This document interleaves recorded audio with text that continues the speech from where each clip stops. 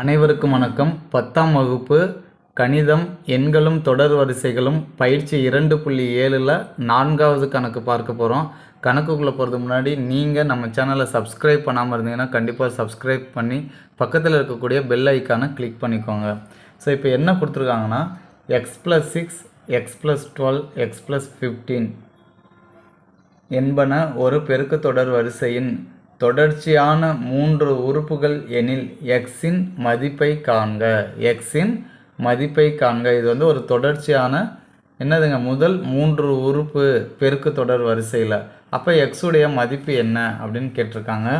So இப்போ நமக்கு தெரியும், பொது விகிதம் ஃபார்முலா வச்சு தான் போட போகிறோம். T2/T1 = T3/T2. இப்போ T2ன்றது x+12 by x+6 = x+15 by x+12. ஓகேங்களா? ஸோ குறுக்கு பெருக்கல் பண்ணிக்கோங்க. x+12 × x+12 = x+15 × x+6. சரிங்களா? இப்போ இது பெருக்குனா என்ன வரும்? எக்ஸோட எக்ஸ் பெருக்குனா x², 12 × x 12x, 12 12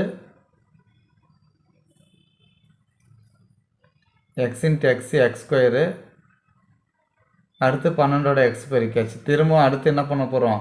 திரும்பவும் எக்ஸோட 12 பெருக்குனா 12x, 12 12 144. ஓகேங்களா? அடுத்து x × x x², 15ஓட x பெருக்குனா 15x.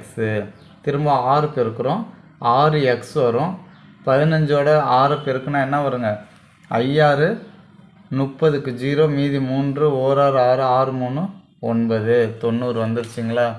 ஸோ இப்போ இந்த x²க்கு இந்த x² கேன்சல் பண்ணிடலாம். இதில் வந்து பார்த்திங்கன்னா மொத்தம் 24x இருக்குது. ப்ளஸ் 144 = 21x கூட்டல் 90. இப்போ x எல்லாத்தையும் ஒன்று சேர்த்துக்கோங்க. அப்போ 24x மைனஸ் 21x = -144. ஏன்னா ப்ளஸ்ஸு இந்த சைடு வந்துன்னா மைனஸ் ஆகிடும். அடுத்து ப்ளஸ் 90. இப்போ 24xல் 21x போயிடுச்சுன்னா என்ன வருங்க? 3x. ஓகேங்களா?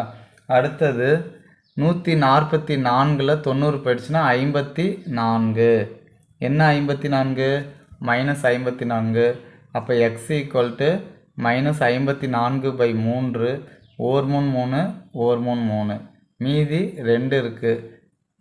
5 3 15 6 18 8 3 24. அப்போ எக்ஸுடைய மதிப்பு என்னதுங்க? -18. ஓகேங்களா? உங்களுக்கு இந்த சம்மில் ஏதாவது டவுட் இருக்குது அப்படின்னா கண்டிப்பாக கமெண்ட் பாக்ஸில் கமெண்ட் பண்ணுங்கள். நீங்கள் இன்னும் நம்ம சேனலை சப்ஸ்கிரைப் பண்ணாமல் இருந்தால் கண்டிப்பாக சப்ஸ்கிரைப் பண்ணிக்கோங்க. தேங்க்ஸ் ஃபார் வாட்சிங்னா. Thank you to all.